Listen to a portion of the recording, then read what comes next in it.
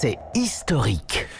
Bonjour Fabrice d'Almeida. Bonjour. Un jeune évangéliste, John Shaw, a été tué pour avoir tenté de convertir au christianisme un des derniers peuples refusant tout contact avec le monde, les Sentinelli. Ça se passait en Inde, sur une petite île du golfe de Bengale. Oui, cette petite île, North Sentinel, dans l'archipel des Adamants, a été explorée en fait une fois, en 1881, par Maurice Vidal Portman, l'administrateur anglais de cette région.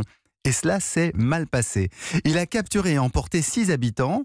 2 adultes ont péri rapidement, sans doute de maladie. Restaient 4 enfants qu'il a renvoyés sur l'île sans parvenir à les comprendre. Et depuis, les contacts ont été rares avec les habitants. Bah oui, il résiste à toute approche, même pacifique. En 1974, des reporters de la chaîne National Geographic en ont été chassés par des tirs de lance et de flèches, dont une a blessé à la cuisse le réalisateur.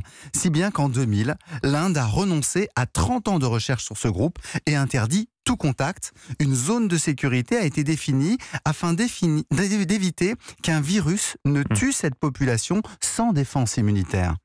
Et comment ils vivent aujourd'hui, les Sentinelli ? Ce sont des chasseurs-cueilleurs mangeant du poisson et des fruits. Ils sont entre 50 et 500, on ne sait pas, femmes et hommes, mesurant moins d'1,60 m.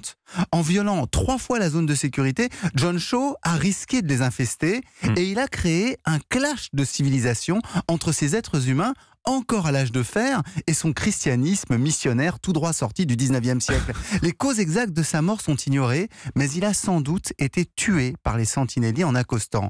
Contrairement aux autorités indiennes, Shaw refusait d'admettre le droit de cette tribu de vivre comme ses ancêtres. Or, cette préservation est devenue indispensable, car chaque jour, des cultures et des langues s'éteignent sur notre planète.